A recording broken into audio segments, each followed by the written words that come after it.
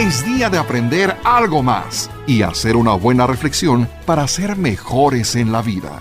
¡Claro! Te acompaña ese amigo que te guiará en tu camino. Él es el Padre José de Jesús Aguilar Valdés, la voz amable de la radio. Esto es En tu Camino.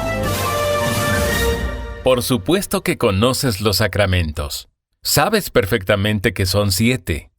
Pero seguramente nuestros pequeños que ahora están de vacaciones no los conocen muy a fondo. Es por eso que esta semana tenemos el especial sobre los sacramentos de nuestra serie Cimentando Nuestra Fe. ¿Qué tal, amigas y amigos? Muy buenas tardes y bienvenidos a este programa En tu Camino que hacemos para ustedes con mucho cariño. Y como ustedes son los más importantes y dan sentido a este programa, siempre lo repetimos, hemos creado esta sección especial que ayuda a aprender o repasar los temas que todo católico debe saber, no solo para poderlo poner en práctica y sentirnos muy orgullosos de lo que creemos, sino también para poder defender nuestra fe ante quienes nos atacan. Pero como siempre, antes de tocar el tema de hoy, y después de agradecer a todos ustedes por su preferencia, permítanme agradecer también a mis colaboradores del día de hoy. Productor Sergio Enríquez, ¿cómo estás, Sergio? Muy buenas tardes. Padre José, amigos del auditorio, muy buenas tardes, bienvenidos a un programa más de Cimentando tu Fe. Y como invitado, David Chávez. ¿Cómo estás, David? Muy buenas tardes. Muy buenas tardes, Padre José. Muy contento de estar aquí con ustedes. Y los niños Jesús González López. ¿Cómo estás, Jesús? Muy bien, Padre. Buenas tardes. Y Ángel Octavio González López. ¿Qué tal, Padre? Muy buenas tardes. Pues ya está el equipo completo, así que en el programa de hoy vamos a continuar con el tema del sacramento de la Eucaristía, al que hemos dedicado varias sesiones, y recordamos que en el programa anterior estuvimos hablando de las palabras que Cristo dijo en la última cena cuando tomó el cáliz. ¿Qué dijo? Tomen y beban todos de él, porque este es el cáliz de la nueva y eterna alianza que será derramada por ustedes. Sí, me acuerdo. Y nos quedamos en que usted estaba explicando lo que era una alianza y por qué Cristo habló de una nueva y eterna alianza. Exactamente. Si Cristo habló en la última cena de una nueva y eterna alianza, significa que antes de él hubo otras alianzas que quedaron, vamos a decir, envejecidas y superadas por la que hizo Cristo. ¿Eso significa que cualquier alianza que se mencione en la Biblia ya no tiene validez? La respuesta correcta sería que tuvieron efecto en su tiempo, pero como el hombre no las respetó, pues sí perdieron su validez.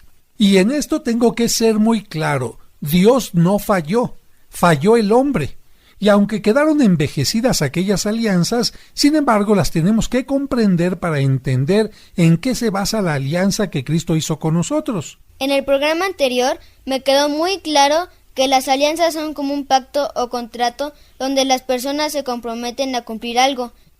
Y también me quedó claro que a veces los contratos se sellaban o firmaban con la sangre de animales. Yo comprendí muy bien que Dios no necesita que le sacrifiquen animales, pero Dios se tuvo que adaptar a las costumbres de los humanos para que los humanos comprendieran el mensaje que Dios quería darnos. Exactamente, me da mucho gusto que poco a poco vayan entendiendo cosas que no todos los católicos han entendido y que por supuesto quieren aprender. ¿Le parece que comencemos hablando de la alianza que hizo Dios con Abraham?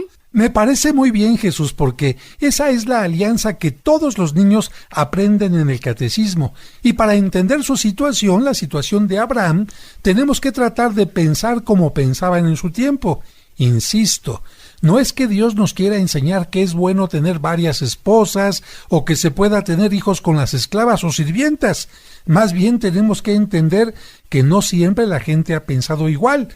De hecho, ahora ya ni siquiera se podría pensar en tener esclavas. Por eso, amigos, es muy importante comprender por qué en aquel tiempo un hombre podía tener hijos con su esposa y sus esclavas, y también cuál de los hijos era considerado el hijo más bendecido. Así que pongan mucha atención.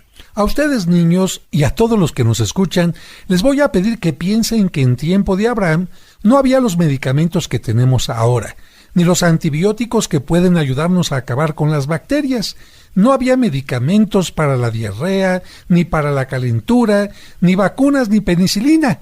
Si alguien se fracturaba un brazo, no tenía las técnicas que tenemos ahora para que se pudiera arreglar. Incluso si se les llegaba a pudrir una muela o se infectaban las encías, la gente se podía morir muy fácilmente. Yo no había pensado eso. Entonces, de seguro la gente se moría más fácilmente, ¿verdad? Efectivamente, en aquel tiempo la mortandad infantil era muy común y el promedio de vida muy corto, porque cualquier enfermedad o infección podían acabar con la vida. Por eso, cuando el jefe del clan o familia veía disminuir drásticamente el número de sus miembros, de sus hijos, hacía todo lo posible para que su familia no desapareciera. Por eso se consideraba normal que para garantizar la descendencia y el número de la familia, el padre tuviera hijos con la esposa y las distintas esclavas. Así que la poligamia no era considerada infidelidad, sino más bien necesidad de supervivencia. Pues sí, porque mientras más hijos tuvieran, tenían la posibilidad de que no se acabara su familia. Exacto. Y había también una manera de pensar muy distinta a la que los padres tienen ahora sobre sus hijos. Eso hacía que hubieran grandes diferencias sobre los derechos que los hijos podían reclamar. No todos los hijos tenían los mismos derechos. ¿Qué era lo que pensaban? Pensaban que el hijo primogénito, o sea, el primer hijo varón de la esposa, era considerado la mayor bendición de Dios y por lo tanto ese hijo era quien tenía absolutamente todos los derechos. Los demás hijos, especialmente los de las esclavas o las hijas, es decir, las mujeres, eran considerados inferiores. Híjole, pues eso no estaba nada bien. Claro, según nuestro tiempo y de acuerdo a lo que nos enseñó Cristo, eso ya quedó en el pasado.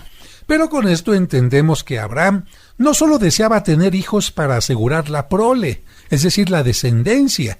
Anhelaba especialmente tener un hijo primogénito con su esposa que se llamaba Sara. Anhelaba tener el hijo de la bendición. Sin embargo, ella, su esposa, era estéril. Fue en ese contexto que Dios le prometió que sería padre de muchos pueblos y eso suponía el nacimiento del hijo deseado. Dios y Abraham, de acuerdo a las costumbres de la época, hicieron una alianza y trueque. ¿A qué se comprometía cada uno en esa alianza? Mira, Abraham, el patriarca, se comprometía a entregarle a Dios su fe y su total confianza. Dios, por su parte, lo convertiría a él en el padre de todos los que creyeran en Dios. Por eso, como creyentes en Dios, nosotros podemos decir que somos hijos de Abraham, y para cumplir con su promesa, Dios le daría un hijo, Isaac, y este niño sería el hijo de la bendición. Si ponen atención podrán comprender que Isaac y Cristo en cierta manera se pueden comparar porque ambos son primogénitos, el primer hijo de Dios y los más amados por su padre.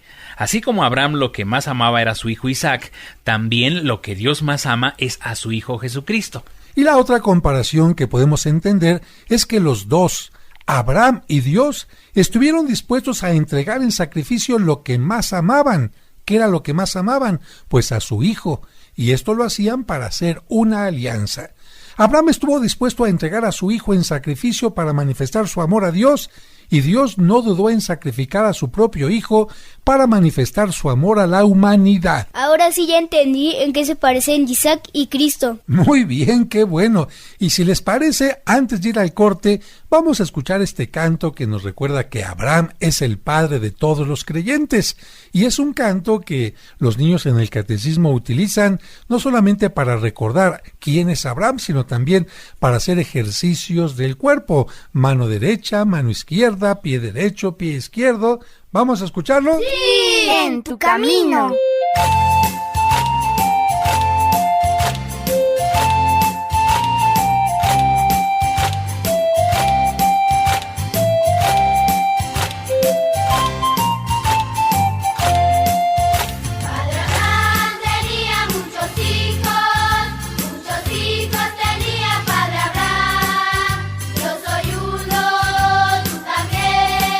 Por eso vamos a alabar a nuestro Dios. Mano derecha, Padre Abraham.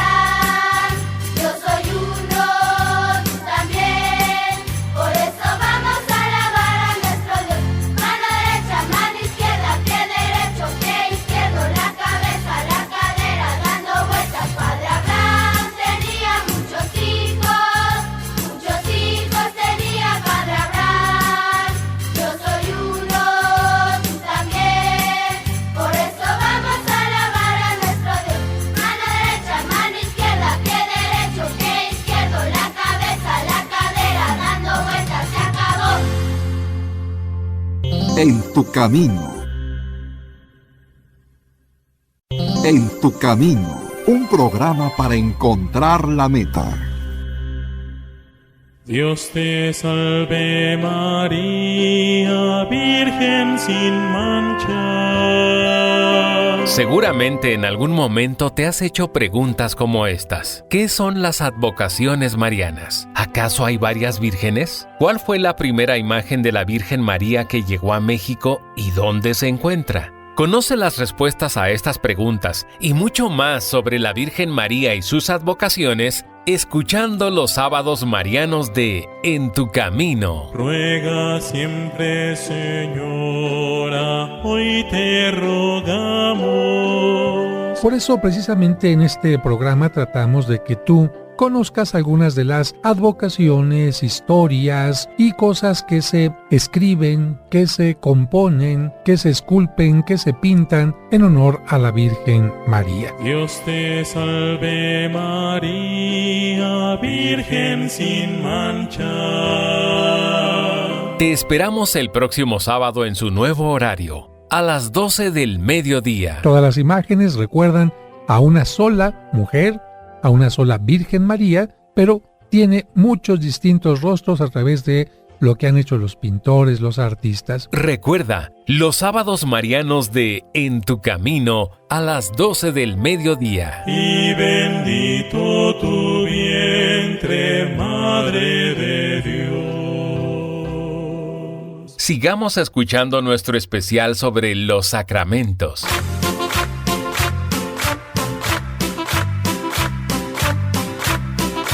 Muchas gracias por continuar con nosotros. Fuimos al corte con el canto de Abraham tenía muchos hijos, para recordar que Abraham es el padre de la fe.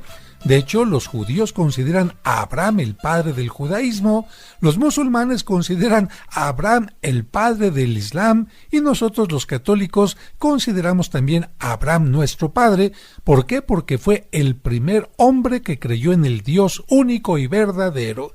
Y bueno, este canto es un canto que a los chiquillos les gusta porque no solamente les recuerda esto, sino que también los pone a hacer ejercicio en el catecismo, moviendo la mano derecha, la mano izquierda, el pie derecho, el pie izquierdo, la cabeza, la cadera, dando vueltas. Y bueno, y nosotros ya no seguimos dando vueltas, sino continuamos con el tema de la Eucaristía y concretamente continuamos con el tema de la relación entre Eucaristía y la alianza.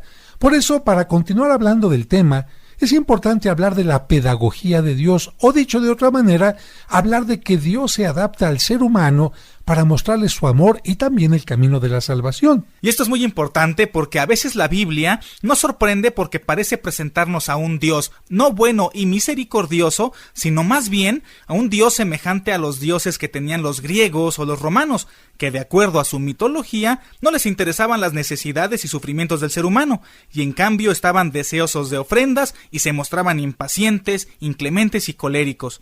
Sin embargo, en la Biblia, bajo un lenguaje a veces difícil de comprender, Dios manifiesta una pedagogía divina. Esa pedagogía nos ayuda a comprender que Dios se adapta a las diversas circunstancias de los seres humanos para que podamos comprender más fácilmente su mensaje de amor. Por eso en la Biblia se ve claramente que Dios utilizó el lenguaje y costumbres de cada tiempo, aunque a veces nos parezca medio salvaje, pero Dios los utilizó para transformar y elevar nuestra humanidad.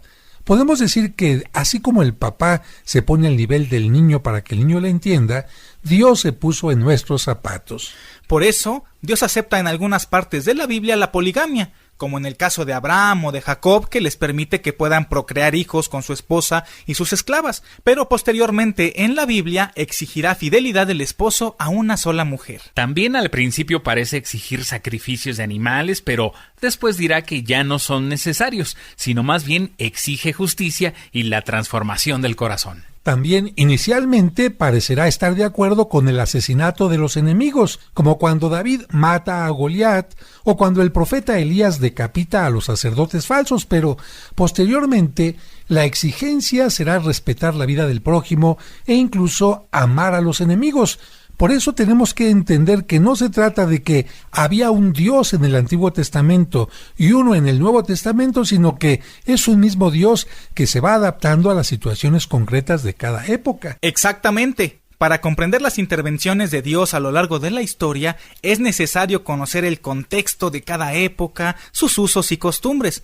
Un ejemplo lo podemos encontrar cuando Dios le pide a Abraham el sacrificio de su hijo Isaac. Ya entendí. No es que Dios haya sido primero malo y luego bueno, sino más bien que al principio exigía poco, pero luego fue exigiendo más. ¡Exacto! Ahora vamos a tratar de entender el texto que nos recuerda que Dios le pidió a Abraham a su hijo en sacrificio. ¿Cuál era el contexto de esta petición? Miren, en tiempo de Abraham, unos 1850 años antes de Cristo, el padre de familia de algunos grupos del Medio Oriente, como los cananeos, los fenicios, los hititas, ofrecía en sacrificio al primogénito recién nacido. El sacrificio a los dioses exigía que la víctima fuera degollada y luego quemada. Este gesto, aunque nos parezca muy salvaje, manifestaba una total sumisión, obediencia y agradecimiento a Dios, porque el hijo varón primogénito era considerado el más valioso don y por lo tanto lo mejor que se podía ofrecer a Dios. Por eso, cuando el padre de familia ofrecía el máximo don, pensaba que ese sacrificio o rito le aseguraba la bendición y la protección divina, y por lo tanto, la descendencia. Viéndolo fríamente, era como una inversión. Invierto uno para tener muchos. En cambio, si no invierto nada, pues no tengo nada. Tienes razón, David. Era en realidad como una especie de inversión. Sacrifico al primer hijo y sé que Dios me va a responder dándome muchos hijos más. Sabemos que Abraham no seguía la costumbre que estamos mencionando porque no sacrificó a su primer hijo, Ismael, el primogénito de su esclava, que se llamaba Agar. Pero Dios tenía que probarlo y estar seguro de él porque si quería formar un gran pueblo, Dios necesitaba el mejor cimiento, y ese cimiento o primera piedra que en este momento estaba haciendo Abraham no podía fallarle. Y la prueba no fue nada fácil porque Dios le pediría a su hijo más preciado en sacrificio, no a Ismael sino a Isaac. Si Abraham dudaba o se negaba a ofrecerle su más valioso don, Dios sabría que ese hombre no sería digno de lo que estaba a punto de comenzar, la formación de un pueblo. Por eso, fíjense qué interesante, amigos, Dios fue preparando esta prueba con todo detalle. Primero, hizo que Sara, su esposa, se embarazara y le diera un hijo. Después, permitió que este niño creciera para que su padre se encariñara con él. Finalmente, cuando el hijo se iba acercando a la edad mayor, Dios le pidió a Abraham que lo sacrificara en el monte Moría, que es la actual ciudad de Jerusalén. La Biblia no menciona la edad del niño, de Isaac, pero los pintores lo han representado con 13 o 14 años de edad. Aunque destrozado por la pena, Abraham accedió al mandato, tomó a su hijo y sin que él lo supiera, sin que supiera a dónde iban en realidad, lo llevó al lugar del sacrificio. El chiquillo sí sabía que su padre iba a ofrecer un sacrificio, pero al observar las cosas que llevaban, vio que faltaba el animal. Y por eso cuando iban por el camino, le dijo inocentemente a su papá que veía la leña y todo lo necesario, pero que no veía la víctima. Y ante este comentario, su padre solo le dijo, Dios proveerá. Lo que significa que de una u otra manera, aun en medio de aquella tragedia, de aquel dolor, Abraham sabía que Dios le daría la fuerza y lo necesario para salir adelante. Y la Biblia nos menciona que justo cuando Abraham se disponía a clavar el cuchillo sobre su hijo Isaac, lo detuvo un enviado de Dios y le ordenó que en su lugar sacrificara un carnero que estaba cerca. Abraham había pasado satisfactoriamente la prueba que Dios le había puesto. Si ponemos atención, amigos, podemos comprender que el lugar que le tocaba a Isaac fue ocupado por el carnero. Dicho de otra manera, el lugar del hijo lo ocupó un animal. Algo muy semejante a lo que sucedió después en tiempo de Moisés, cuando ante el paso del ángel exterminador, Dios pidió que sacrificaran a un cordero para que los hijos primogénitos no murieran. Por eso podemos decir que este sacrificio ritual que hizo Abraham, en el que el sacrificio de un animal representó la entrega del mejor don, el propio hijo, sería el origen de los sacrificios llevados a cabo en el templo de Jerusalén durante la época del reino de Israel. Y por eso, el Nuevo Testamento menciona que Dios entrega a la humanidad su más valioso don, su Hijo primogénito Jesucristo. Él no ofrece un animal como lo hacían los judíos. Él nos da lo mejor que tiene y ese es su Hijo Jesucristo. Y Jesucristo en la Santa Misa se ofrece por nosotros como el verdadero Cordero. Y por lo que nos están contando, En esta alianza Dios sí cumplió su promesa de hacer que Abraham tuviera muchos descendientes, porque somos todos los que creemos en Dios. Y también Abraham cumplió porque le dio a Dios lo que más quería. Así es. Esa fue una alianza personal entre Dios y Abraham y no se rompió. Pero la que sí se rompió es la que muchos años después hizo Dios con Moisés y el pueblo. A esa es la que se le llama la antigua alianza, la que Cristo dijo que quedaba atrás. Para los que no lo recuerdan, esa alianza es la que Dios hizo con Moisés y su pueblo cuando salieron de la tierra prometida. Dios se comprometió a mostrar su protección y ayuda al pueblo para que pudieran llegar a la tierra prometida, y por su parte, el pueblo se comprometía a no tener otros dioses y a cumplir los mandamientos y leyes que Dios les daba. En este caso ya no se trataba de una alianza personal entre Moisés y Dios, sino entre Dios y todo el pueblo. Y aunque Moisés se hubiera mostrado como una persona buena y responsable, ya no era suficiente porque la alianza no solo era con él, sino con todo el pueblo. Y si el pueblo no cumplía con los mandamientos, rompería la alianza y la dejaría sin validez. Aquí también hablamos de cómo Dios va creciendo en la exigencia con el pueblo. En un principio, la alianza que hace es una alianza personal entre él y Abraham. Pero en este caso ya no es una alianza entre Dios y Moisés, como bien lo ha dicho Sergio, sino ahora con todo el pueblo.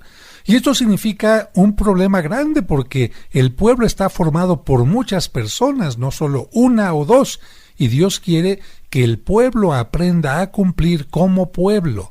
No basta que una o dos o tres personas hagan lo que les toca hacer, sino que todo el pueblo tenga conciencia de la responsabilidad de esta alianza, y para que al pueblo le vaya bien, todo el pueblo tendrá que ser fiel a Dios. ¿Por qué?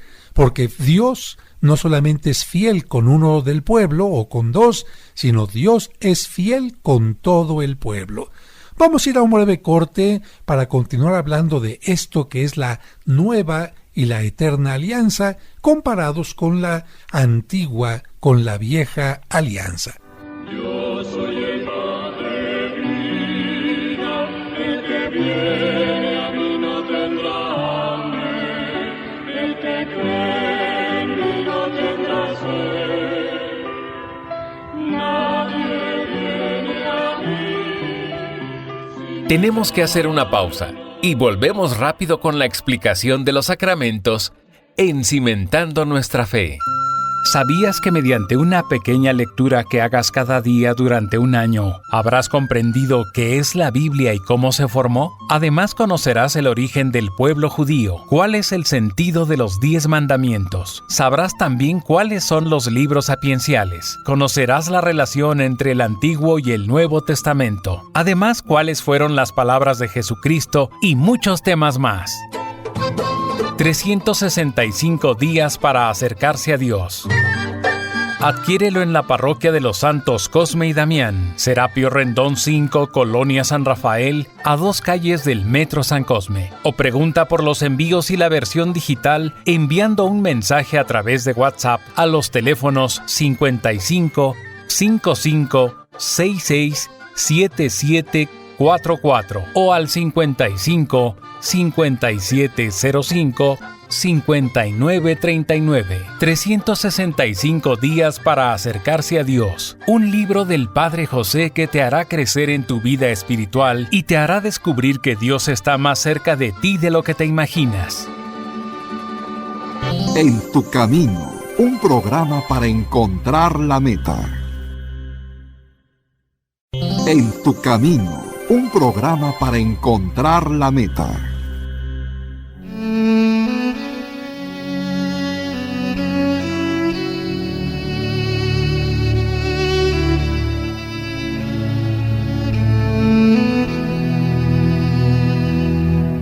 Señor, hemos llegado a la mitad de la jornada, pero aún no al final. Por eso te pedimos que nos ayudes a mantener el ánimo, la paciencia y la esperanza. Ayúdanos a entender que llegará el momento del reposo, pero aún nos falta un poco de esfuerzo. Que los padres de familia no olviden su compromiso de ser ejemplo de vida y educadores en la fe. Que los alimentos que vamos a recibir reparen nuestras fuerzas y que no falten a quienes no los tienen. Y y sobre todo, haznos sentir siempre tu compañía en nuestro camino.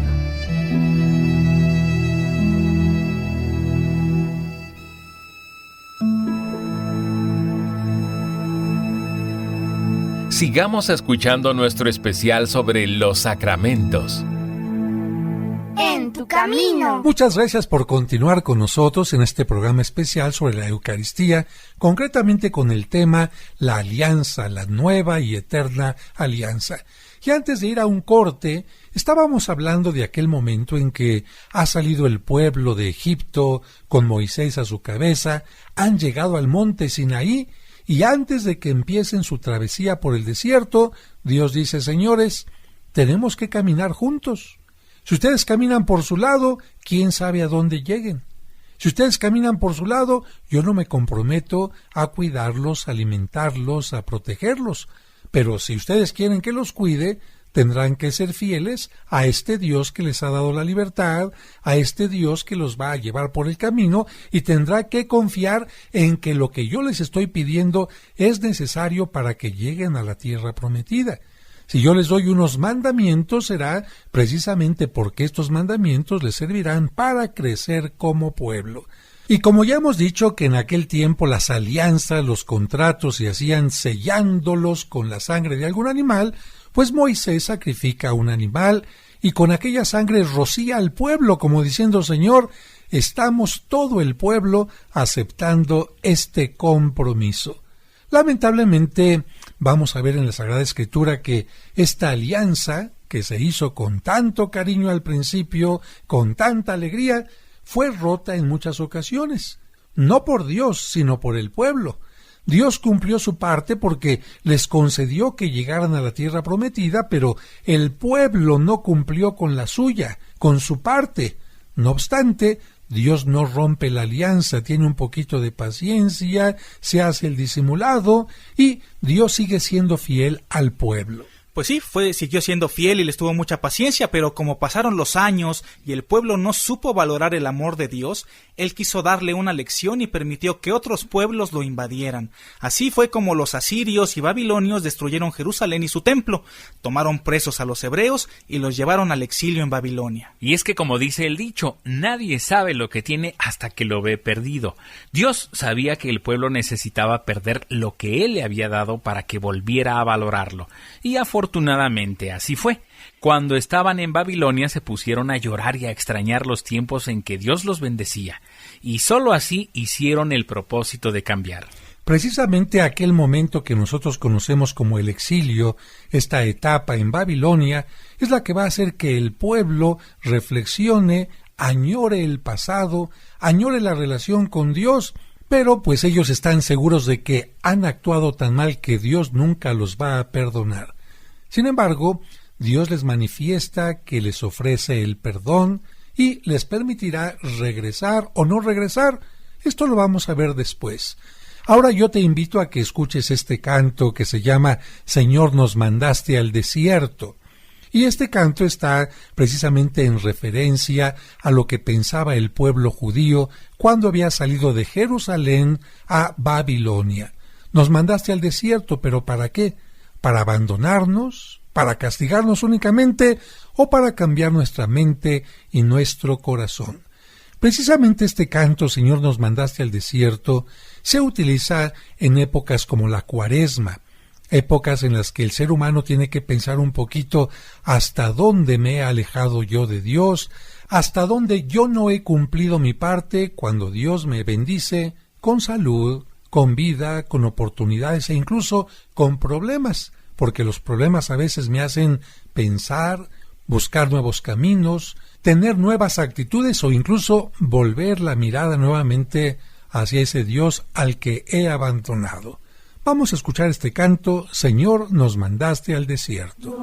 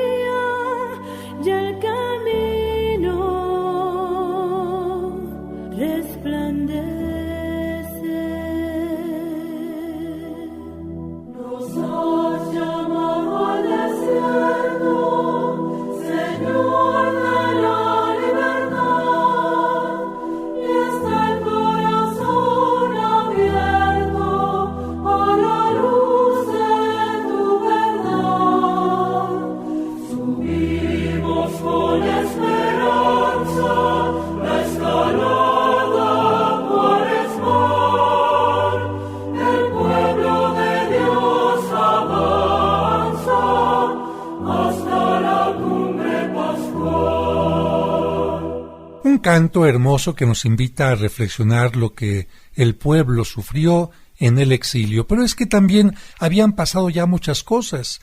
Dios le había permitido al pueblo llegar a la tierra prometida, le había dado reyes, antes de haberle dado reyes le había dado jueces que lo orientaban en su caminar. Los primeros reyes se mantuvieron más o menos fieles a Dios. David, también el hijo de David, Salomón, pero después vino una plaga de reyes que, lejos de ser fieles a Dios, se fueron alejando de él.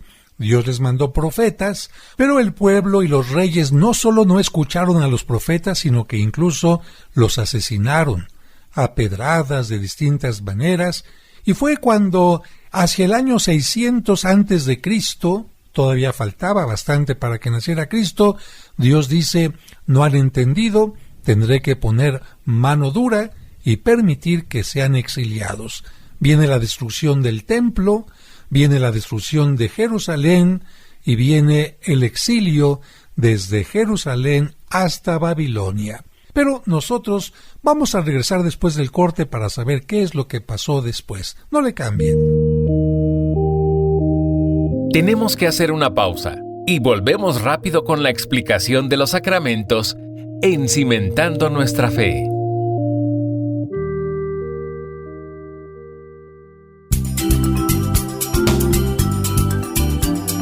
Estás escuchando En tu Camino.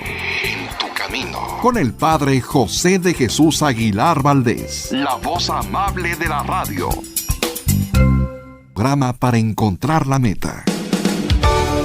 Conoce los lugares más importantes de la Tierra Santa y diferentes santuarios europeos sin salir de casa a través de los videos del Padre José. Ahora bajaremos por el inclinado camino que utilizó Cristo el Domingo de Ramos para entrar a Jerusalén. Suscríbete a su canal de YouTube y ahí podrás aprender mucho sobre nuestra religión católica. El día de hoy tenemos un tema bastante interesante y es el tema de la excomunión. Encontrarás cuentos y explicaciones divertidas para los pequeños. ¿Tengo que ir a la misa de la noche y también a la del día siguiente? No, gatito, es suficiente con que vayas. Podrás escuchar completos los cursos de autoestima y tanatología. La tanatología no te va a quitar el dolor inmediatamente, pero sí te va a ayudar a superarlo. Además, todos los domingos a las 9 de la mañana podremos celebrar juntos la Santa Misa. Oren, hermanos, para que este sacrificio mío y de ustedes sea agradable a Dios nuestro Padre Todopoderoso. No esperes más. Busca su canal en YouTube como Padre José de Jesús Aguilar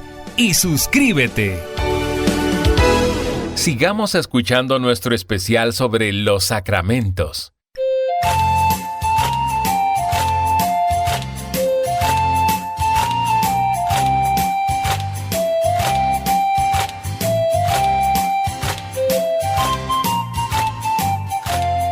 Muchas gracias por continuar con nosotros en este programa que se está tocando el tema de la Eucaristía, es decir, el sacramento de la misa, como alguna gente le llama, y este tema de la antigua alianza, aquella alianza a la que Cristo se refiere en la consagración, cuando está en la última cena y dice: tomen y beban todos porque este es el cáliz de la nueva y eterna.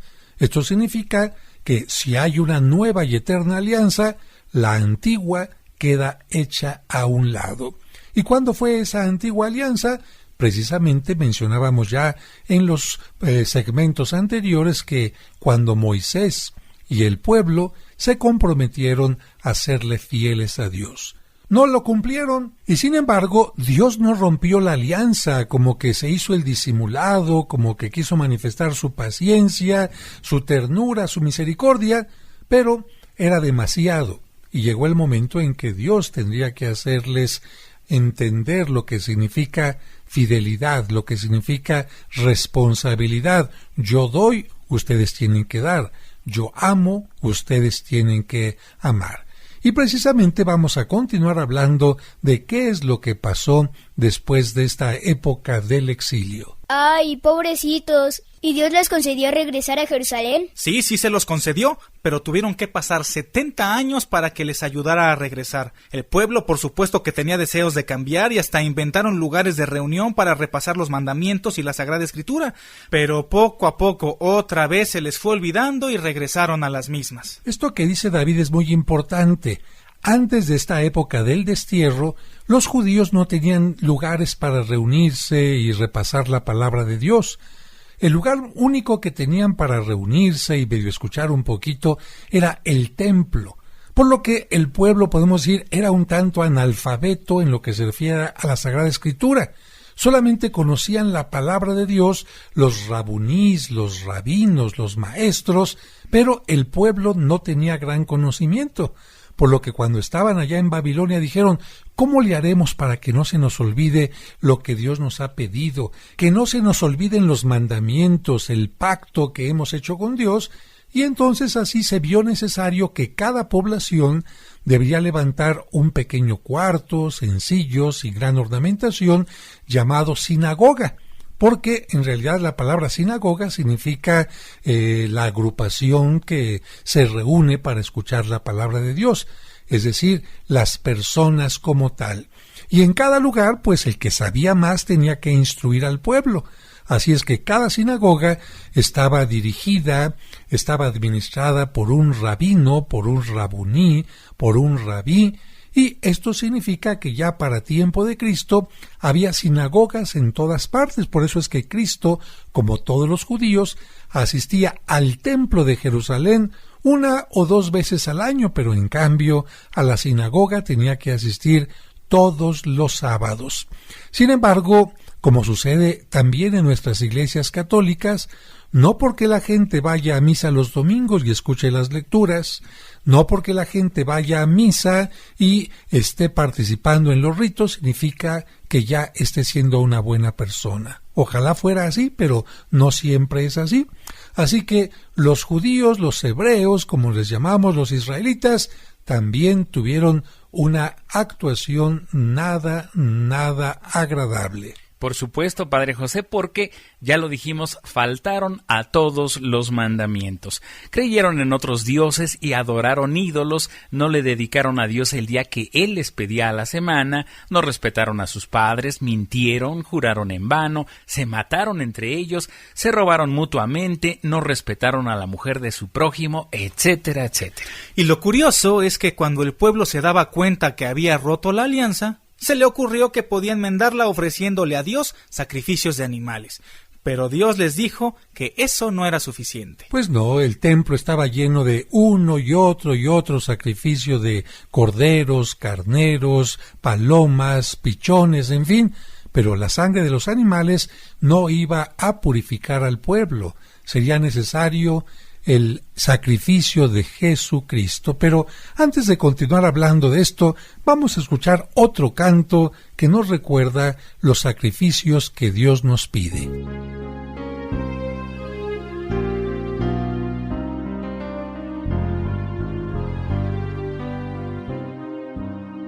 Te ofreceré un sacrificio de alabanza, invocando tu nombre, Señor. Te ofreceré un sacrificio de alabanza, invocando tu nombre, Señor. ¿Cómo pagaré al Señor todo el bien que me ha hecho? Alzaré la copa de la salvación, invocando tu nombre. Te ofreceré un sacrificio de alabanza, invocando tu nombre, Señor. Te ofreceré un sacrificio de alabanza, invocando tu nombre, Señor. Sierva tuya por siempre seré, sierva tuya, hija de tu esclava. Tú, Señor, rompiste mis cadenas, yo te ofrezco mi alabanza. Te ofreceré un sacrificio de alabanza, invocando tu nombre, Señor. Te ofreceré un sacrificio de alabanza, invocando tu nombre, Señor. Este canto, Te ofreceré un sacrificio de alabanza, no es otra cosa sino el Salmo 116, un salmo que se encuentra en la Biblia. Y es curioso porque Dios les había inspirado estos salmos para recordarle al pueblo: tú tienes que ofrecer un sacrificio de verdadera alabanza, de verdadero corazón. No es suficiente que mates a un animal y con eso pienses que todo está resuelto. Y hay una parte hermosa del Salmo porque recuerda lo que los judíos hacían especialmente en los ritos, en las celebraciones del sábado, en donde el padre de familia tenía que levantar una copa, especialmente durante el tiempo de la Pascua, y dar gracias a Dios por la vida, esperando que el profeta Elías viniera a decirles que ya se acercaba el Mesías. O levantaré mi copa de alabanza, y precisamente Cristo en la última cena levanta esta copa de alabanza diciendo: te ofreceré un sacrificio. Cristo sabe que después de la última cena irá al huerto de Getsemaní y después será crucificado. Cristo va a ofrecer el verdadero sacrificio de alabanza. Por eso Cristo en la última cena, cuando habla de su sacrificio en la cruz, les dice a sus apóstoles: esta es la sangre de la nueva y eterna alianza que será derramada por ustedes. Claramente está diciendo que las antiguas alianzas han quedado sin vigor y que después de la que hace con su pasión y muerte, no será necesaria ninguna otra. Por eso dice nueva y eterna alianza. Pues yo espero que con esto haya quedado claro el tema de la alianza.